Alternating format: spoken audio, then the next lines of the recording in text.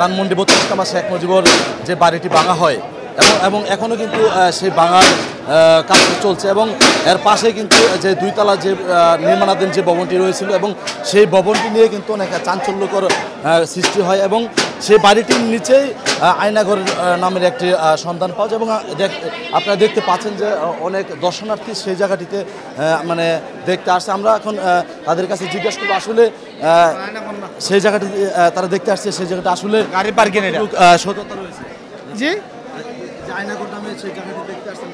Actually আমি এটাতে confirm যে তার একটা এখানে নিশ্চয়ই এর নিচে কোনো মানে তার ভিন্ন মতাবলম্বীদেরকে ধরে বন্দি করে রাখার তার কোনো প্ল্যান ছিল, কারণ এটা সাধারণত কোনো এইভাবে কোনো বিল্ডিং তৈরি হয় না। সবচেয়ে বড় বিষয় হচ্ছে এখানে যে পানি আছে সেই পানিগুলো বাইর করলে আমরা কনফার্ম হতে পারবো যে আসলে তার প্ল্যানটা কী। এই জন্য সরকারের কাছে বিনীত আমরা অনুরোধ করব জনগণের পক্ষ থেকে যে পানিগুলো শেষে এখানে প্রকৃত রিয়েল ঘটনাটাকে আইডেন্টিফাই করে বাই করার জন্য, কারণ এই হাসিনার যে চরিত্র তার যে ক্যারেক্টার এতে আমরা সবাই সন্দিহান যে এখানে অবশ্যই তার কোনো মানে বন্দি থেকে রাখার জন্য তার কোনো প্ল্যান ছিল বা এর জন্য কোনো প্ল্যান। কারণ তাছাড়া গতকালকে আমি ফেসবুকে দেখেছি যে অনেকে বিভিন্ন জুতা পেয়েছে, পরিত্যক্ত কাপড় পেয়েছে, রক্তমাখা বিভিন্ন ক্লু পেয়েছে। সুতরাং এখানে আমরা মোটামুটি ধরে নিতে পারি যে এখানে কোনো না কোনো ডেড বডি পাওয়া যেতে পারে। তো আবারও সরকারের কাছে বিনীত অনুরোধ করবো যে আপনারা দয়া করে পানিটা শেষ করে এখান থেকে আপনারা মানে সঠিক যেটা রিয়েল যেটা সেটা আপনারা বাই করার চেষ্টা করেন। কয়তলার নিচ পর্যন্ত পানি না, এটা এখনও বলতে পারবো না, কারণ এখানে যে ওই যে আপনার যে ক্যানেল জড়িয়েছে ক্যানেলের যে ফুকার এখানে আমরা বুঝতে পারতেছি না যে কয়তলা, কারণ মানুষ থেকে নিচে নামতে পারতেছে না, আর যেটা পাচ্ছে সেটা তো ওপেন। আর এখানে যে খালটা এখানে তো আপনার কেউ ভিতরে ঢুকতে পারতেছে না। গভর্নমেন্ট যে পাইপ দিয়ে পানিটা যে বাই করার ব্যবস্থা করে তাহলে কিন্তু বিষয়টা বোঝা যাবে যে এখানে মূল ঘটনাটা কী, এই আর কি। এই দুইতলা বেসমেন্টকে ঘিরে অনেক চাঞ্চল্যকর ঘটনা কিন্তু রয়েছে। আমরা এখন ভিতরে ঢোকার চেষ্টা করব এবং সাধারণ যারা জনতা রয়েছে তাদের কাছ থেকে শোনার চেষ্টা করব আসলে তারা সেই জায়গাটিতে এখন পর্যন্ত তারা কি দেখেছে। না, ভিতরে যায় না। ভিতরে পানি অনেক বেশি, কিন্তু ভিতরে হ্যাঁ আমরা ভিতরে গেছি, ভিতরে প্রচুর পরিমাণে পানি। আমাদের এখন এই মুহূর্তে প্রশাসনের উচিত পানিটা শেষ করে ভিতরে দেখা আসলে ভিতরে কি আছে, কোনো ডেড বডি আছে কিনা। আমরা সন্দেহ করতেছি এখানে কোনো ডেড বডি থাকতে পারে এবং মানুষের কঙ্কালও পাওয়া যেতে পারে। আমরা পানি পর্যন্ত গেছি, চলেন আমরা নিচে দেখে আসি। আরও পানি নিচে সব পানি। আমরা এখন যে বেসমেন্ট যেটি আয়নাগর নামে পরিচিত এবং সাধারণ উৎসুক যে জনতা তাদের দাবি সেটি অনেক চাঞ্চল্যকর তথ্য পাওয়া গেছে সেটিতে, এবং আপনাদেরকে দেখানোর চেষ্টা করব যে আসলে সে আয়নাঘর যে বিষয়টা কি। এখন আমরা এই যে আয়নাঘরের নিচে আমরা প্রবেশ করার চেষ্টা করব। যে ধানমন্ডি 32 নম্বরের শেখ মুজিবুর রহমানের যে বাড়ির একটি নির্মাণাধীন দুইতলা যে ভবনটি রয়েছেন,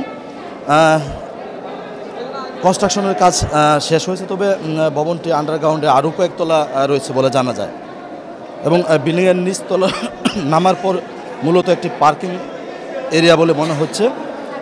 সম্ভাবনা রয়েছে 3 তলার নিচে ফ্লোর পানিতে পরিপূর্ণ, কেউ সেখানে নিচে নামার সিঁড়িগুলো স্পষ্টভাবে দেখা গেছে এবং ভবনটি আরও গভীর তলায় অস্তিত্বের ইঙ্গিত দেয়। এবং ধানমন্ডি 32 নম্বর শেখ মুজিবুর বাড়ির যে নিচতলায় যে ছাত্র জনতা রয়েছে এবং আমরা তাদের কাছ থেকে আসলে জানতে চাইব বিষয়টি, যারা নিচতলায় কি কোনো কিছু রয়েছে। এখানে আমি অতি পাঁচটের দিন আমি এখানে আসছিলাম। আমি পরে আরো 2 ভাই আসছিল, 71 চ্যানেলের ভাই আসছিল। এই পানি যে পরিমাণ পাচ্ছিলাম এই পরিমাণে এখানে আজে বাজে কোনো জিনিস পাইনি। এখানে আমরা পানি পাওয়ার মতন আছে। আর এখানে একটা গভীর আছে, এখানে হলো 12 ফিটের মতন পানি আছে। এই জায়গাটা 12 ফিটের মতন। হ্যাঁ, এটা হচ্ছে লিফটেরও তো। হ্যাঁ প্রিয় দর্শক, আমরা এখন দেখাতে চেষ্টা করব যে এটা কিন্তু 2 তলা বেসমেন্টের নিচে এই পানি পরিপূর্ণ এবং এই যে জায়গাটা রয়েছে সেই জায়গাটা কিন্তু 12 ফিট পানি নিচে আছে। সন্দেহ করা হচ্ছে সেই জায়গাটিতে আর নতুন কোনো কিছু তথ্য সেই জায়গাটিতে পাওয়া যেতে পারে। এবং আরও সন্দেহ রয়েছে যে সাধারণ যে জনতারা তারা বলছেন যে এই জায়গাটিতে নতুন কোনো চাঞ্চল্যকর ঘটনা সৃষ্টি হতে এবং মানুষের লাশ পাওয়া যেতে পারে। ভাই এই জায়গাটা আপনি নেমেছিলেন, কি দেখেছিলেন? কিছুই নাই ভাই, পার্কিংয়ের জায়গা আমি দেখছি। এটা এর নিচে কি আরো কোনো বেসমেন্ট রয়েছে? বেসমেন্ট নাই না। আপনারা কি দেখছেন?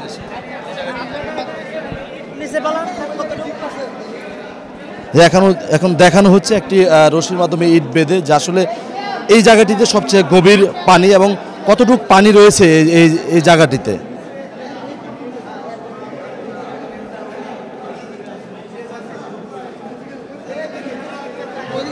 আপনারা দেখতে পাচ্ছেন এখন প্রায় 10 থেকে 7 থেকে 8 ফিটের মতো পানি রয়েছে এবং নিচে আরো সুড়ঙ্গ রয়েছে কিনা সেটি এখনো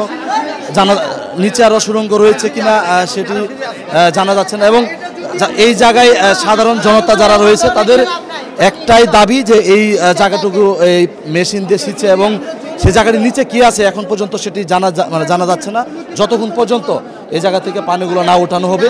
এবং সবারই দাবি অতি দ্রুত এই পানিটুকু উঠিয়ে যে ভিতরে যে রহস্যটুকু রয়েছে সেটি তদন্ত করে দেখার জন্য।